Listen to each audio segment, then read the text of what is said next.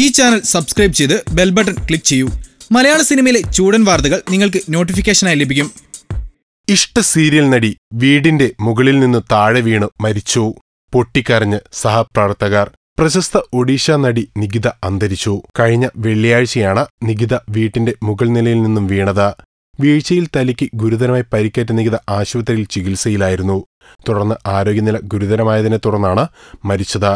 സംഭവത്തെ തുടർന്ന് അസ്വാഭാവിക മരണത്തിന് പോലീസ് കേസെടുത്തു. നടൻ ലിബനാണ് ഭർത്താവ്. 4 വയസ്സുള്ള മകനുണ്ട് ഇവർക്ക്. ഒഡീഷ സിനിമ സീരിയൽ രംഗത്ത് സജീവ സാന്നിധ്യമായിരുന്നു നികിത.